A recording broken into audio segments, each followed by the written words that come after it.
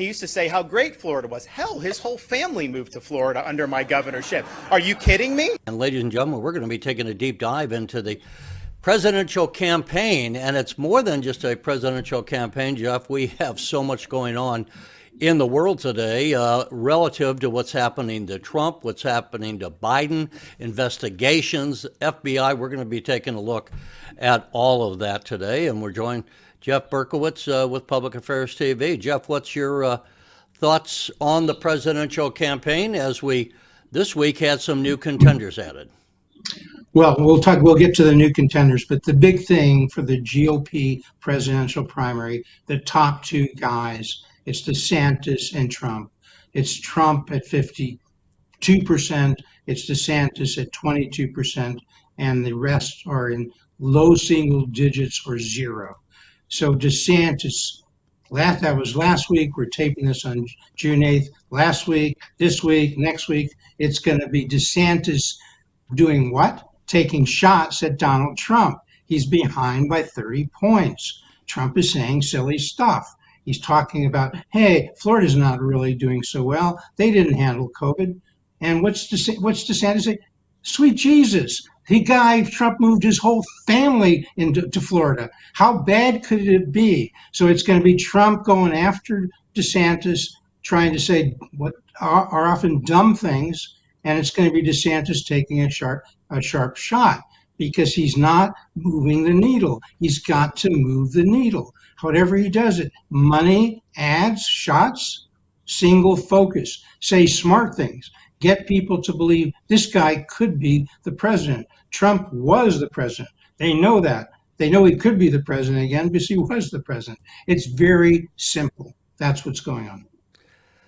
You know, we had these presidential candidates joining, as we're going to talk a bit about it. You know, one is people should know, Mike Pence, who was the former vice president under Trump. Trump said that Pence is being disloyal, which I think is kind of a silly thing to say. Pence doesn't have to continue to act as if he's Trump's vice president now.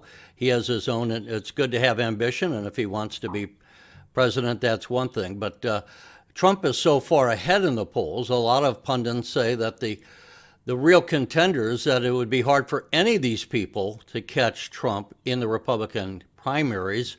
Of course, things can change, but that maybe the only guy who can is Ron DeSantis, who we just saw.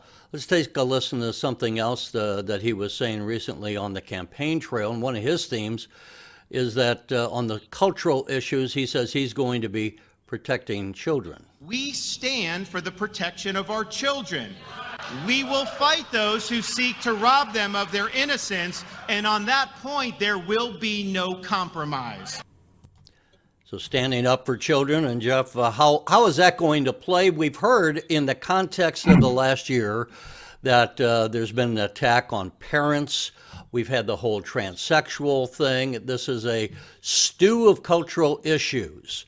What is your take on how you think that's going to play, or is it going to be more economic issues that are going to rule the roost? Look, in the GOP, the Republican presidential primaries, and the first caucus for the GOP, not for the Democrats, first caucus for the GOP, obviously Iowa.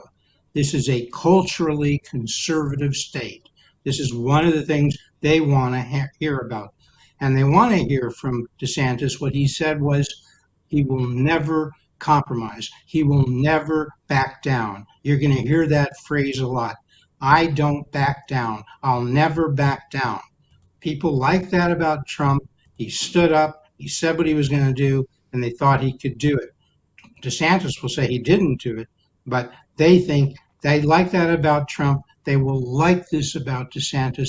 The cultural issues, social issues, the schools, robbing the kids of their innocence, explaining to them in first grade about transgender issues. Give me a break.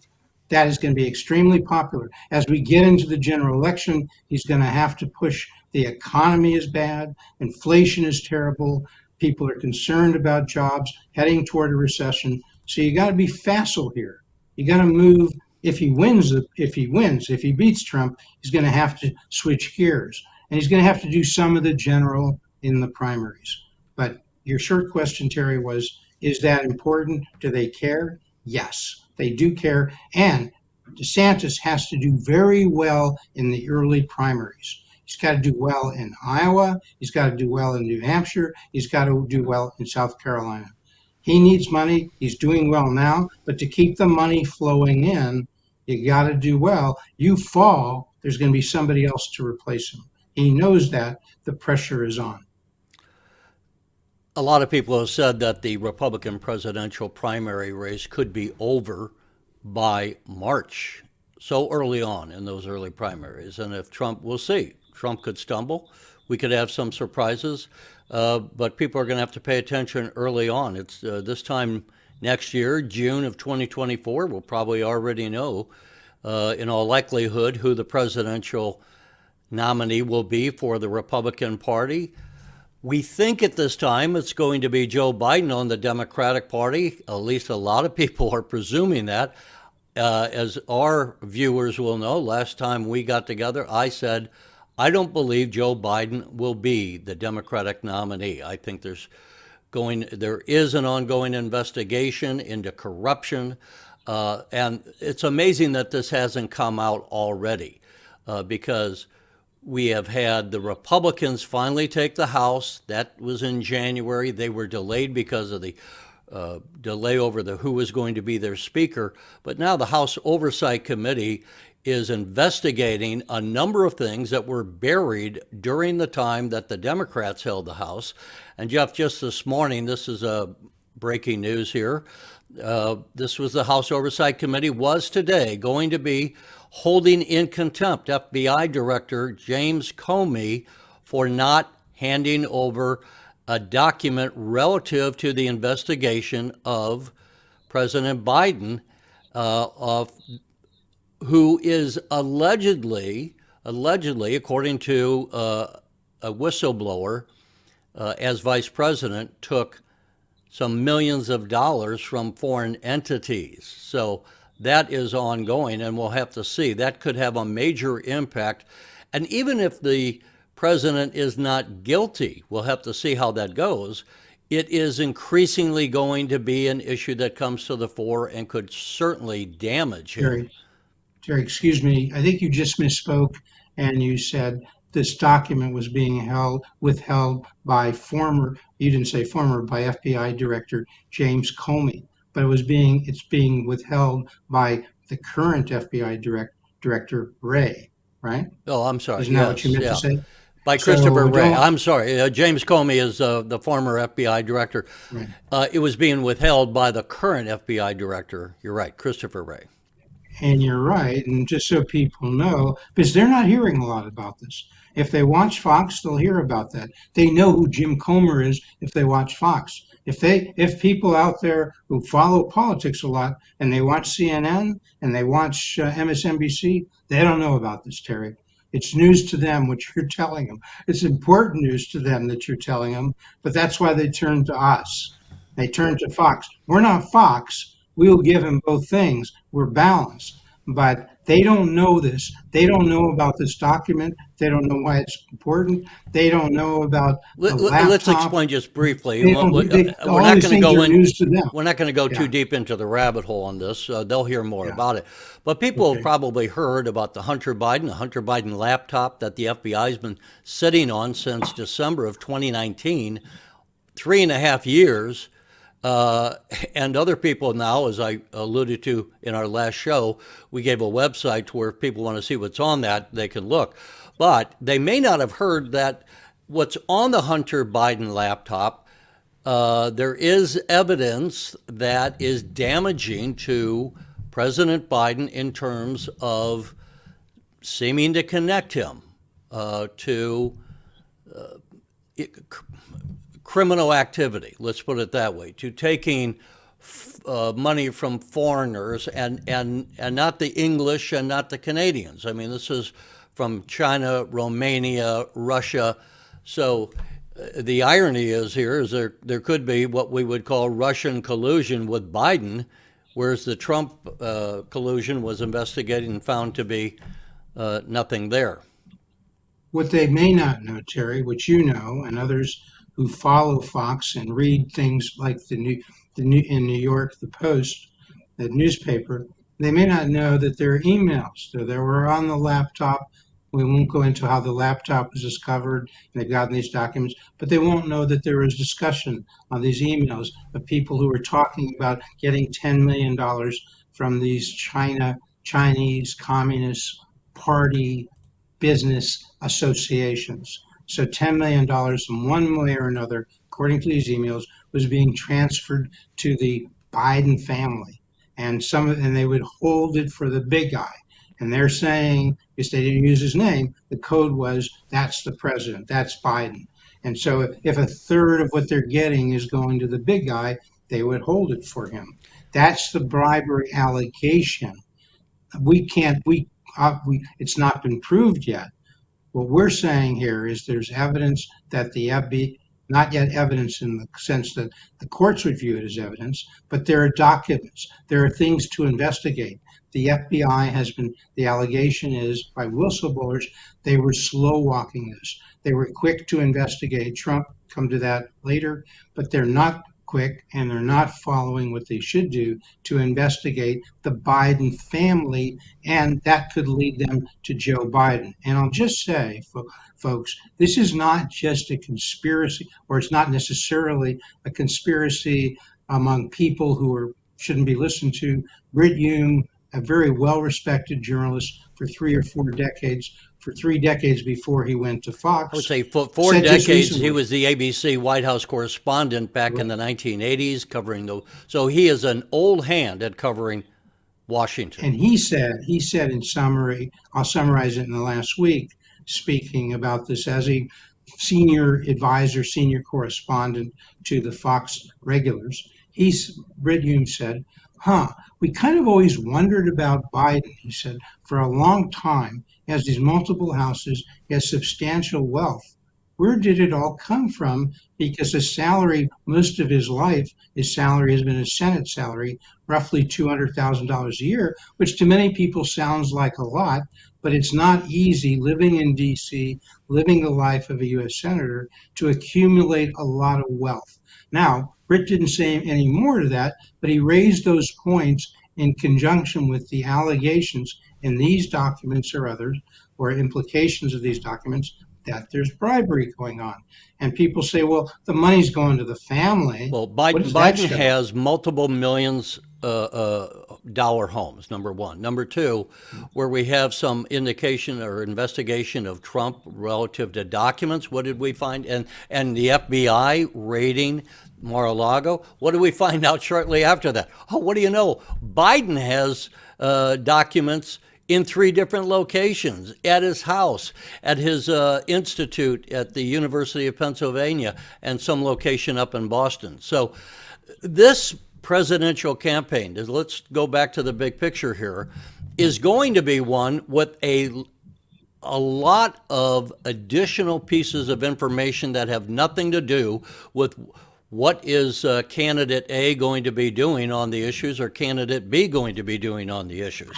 Yes, that'll be part of it, but we are going to have criminal investigations on both sides, and people could be forgiven for not knowing about some of this because, one, the Democratic-controlled House of Representatives was never going to be investigating it. The Republicans have only had the House now for about 5 months.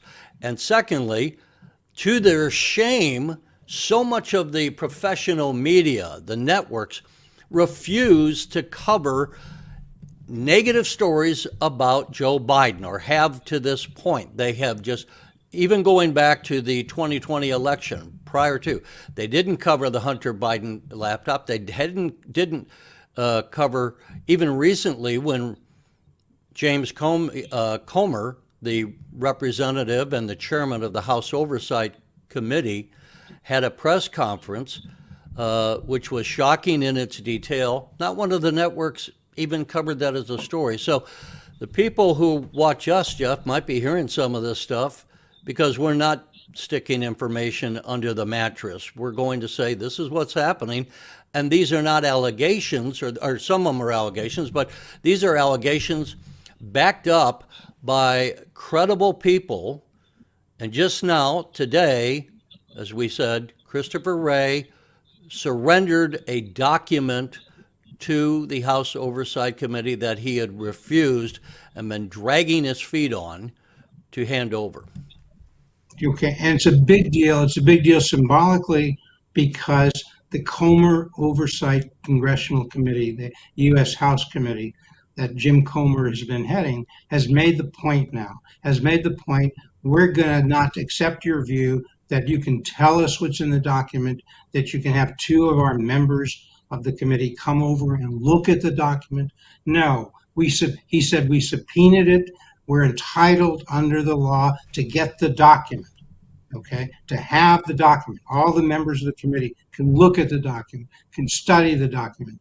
And that's what just happened. They did what's commonplace in the law. When you subpoena a document, you get a document unless you go into the court and say why your objection is valid. So the FBI just caved. They did what they should have done at the beginning, give them the damn document. They gave it to them. So people, and the second thing, Terry, well, go ahead. You have Well, I want to say, response? there's an issue we almost rarely hear about, but it's an important issue. And actually, this is not a partisan issue because you have people on both sides of the aisle. You increasingly have in Washington the bureaucracy. I don't want to call it the deep state, but you have the entrenched bureaucracy thinking that they are the real power and that they don't have to kowtow or follow what Congress is asking them. That's not just the Republicans in the House. You get the same thing, the Democrat-controlled Senate. I cover the Senate constantly. The Democrats also in the Senate are complaining about how they ask for documents from various branches of government and they're not getting it. And so in that context, that is, if you worry about a threat to democracy, there is one right there. It's the bureaucracy thinking that they're more powerful than our elected representatives.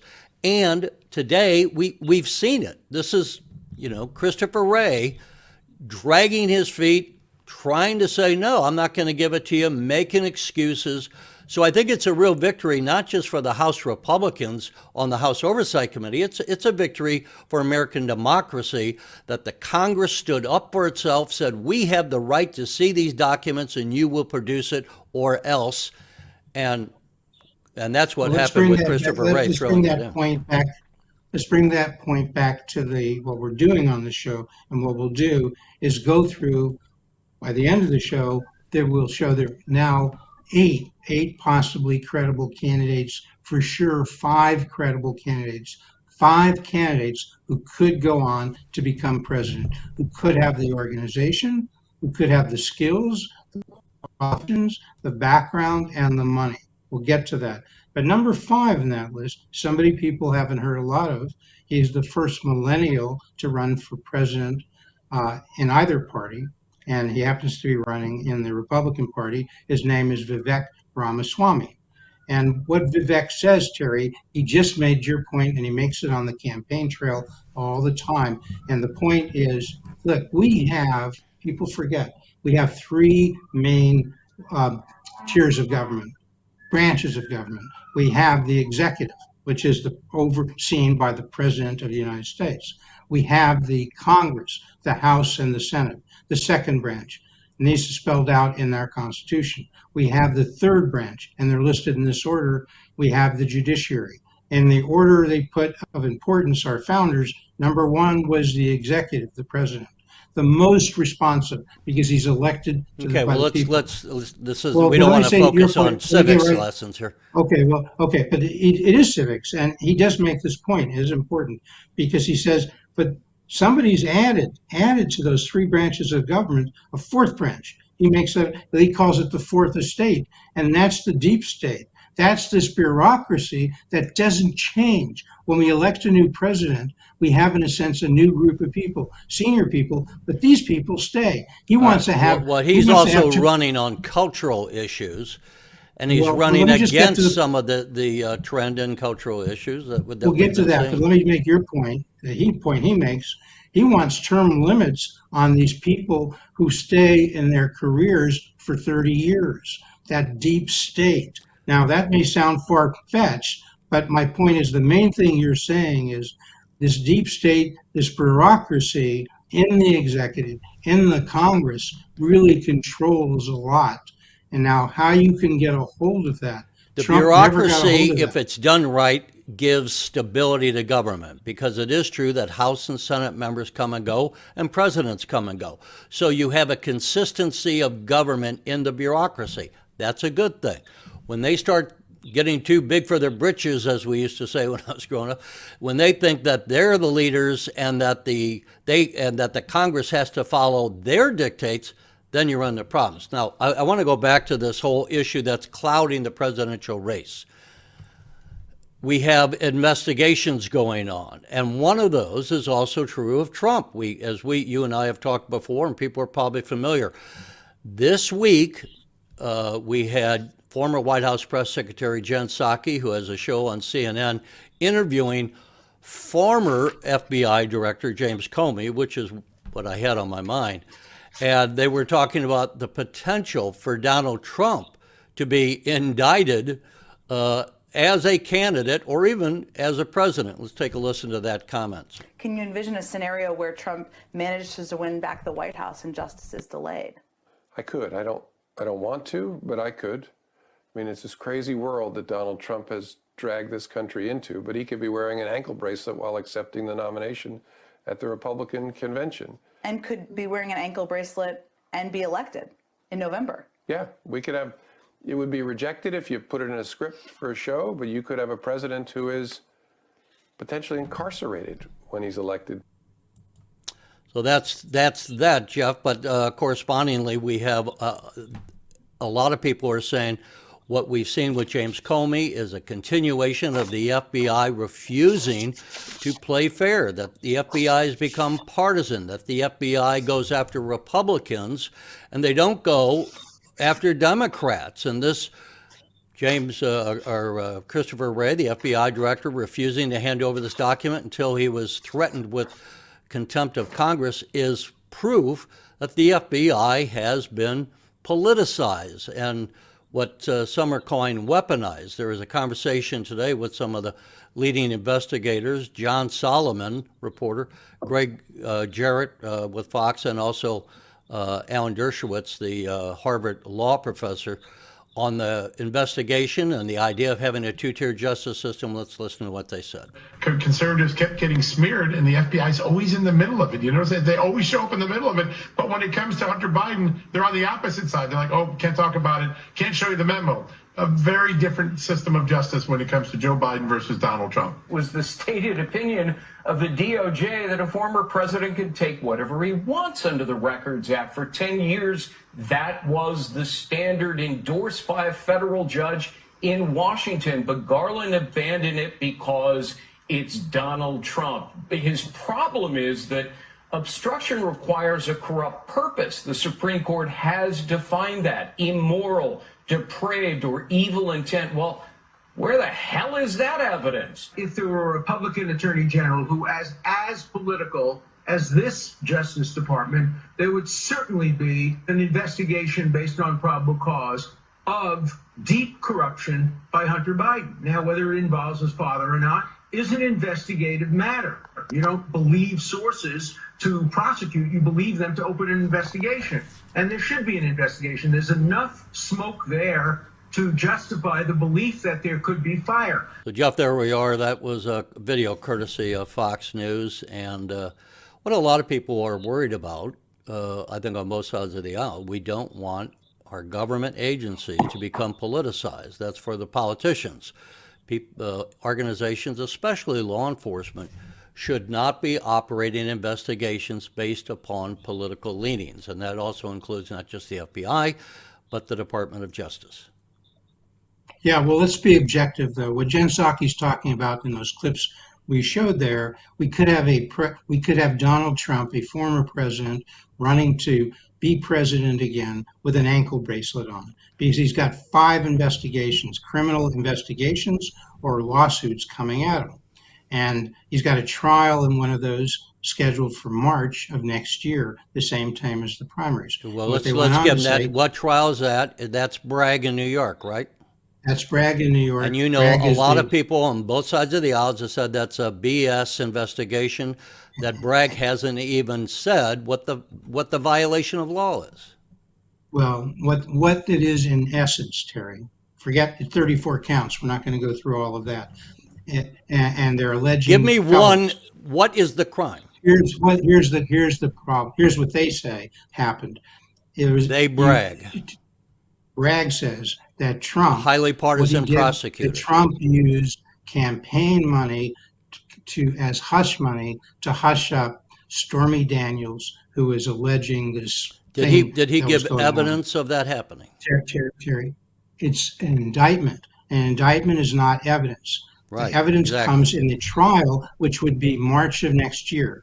And there'll be documents, there'll be testimony. Well, you presume. That's when the evidence. You presume there'll be Well, documents. if the trial, right now, the judge has set a date for March of next year. My point is not that Trump is guilty, is that these allegations are being made. Those clips you said, the Dershowitz arguments, the Jarrett arguments, where's the obstruction? Well, that's another investigation going on in Mar-a-Lago. They're the classified documents that Trump refused to turn over. Trump said he could declassify documents just by thinking about it. Well, Jarrett just said it in his bite. As the president of the United States, you seem to be indicating that Trump was wrong there. I think Trump is right. Under the Presidential Records Act, hang on, I want to get one word in here. Under the Presidential Records Act, he's the President of the United States. He has access to classified documents, and he declassified the documents before he left the White House.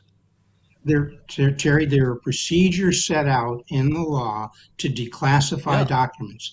They don't include, as Trump said, just thinking about it, okay? This is the problem Trump has. He says things often. I never heard that he's. I don't know that I accept I that. heard him say that, Terry. I've seen it multiple times. Watch TV. I don't think that's going to go anywhere. Let's talk about this. In the presidential election, which is what we're talking about, and the influence of investigations, Bragg is not. He's an elected prosecutor, but he is in the mode of Kim Foxx and Kim Gardner in St. Louis and the non-prosecuted, the highly partisan prosecutors we see in San Francisco, in LA, and in other areas where these people have taken over and created they have weaponized justice in America. They're using it for partisan political purposes. These are not legitimate investigations in the context of the long history of quality American jurisprudence. Terry, is Jack Smith, the special prosecutor in the Mar-a-Lago classified documents case, is he another guy, a bad guy? Yes. Is Jack Smith? He's highly say partisan. That about Jack Smith? Yes, Jack he Smith? is highly partisan. What is You he look at doing his that's record. partisan? You look at his record. This guy is a partisan to the What is he nth. doing in this case? In this case, what has he done? Well, we don't know. I Because, mean, we haven't heard from him yet. He's working. Whatever he's doing behind the Terry, scenes. we have heard. If you've been following the last week, it now seems likely that he will indict Trump on these matters of removing classified documents that he shouldn't have. And the rumor is he's now getting close to that. He's not done anything wrong in terms of that. People are just picking that we know of that's picking that up. If that happens, Terry, then we'll see what is the evidence, what is the law, what do you do to Okay, declassify we got to wrap up here, documents? Jeff. Do you do it? Folks, tell us what you think. If you like whichever side you like, whatever comments you like, and Jeff and I will see you next time.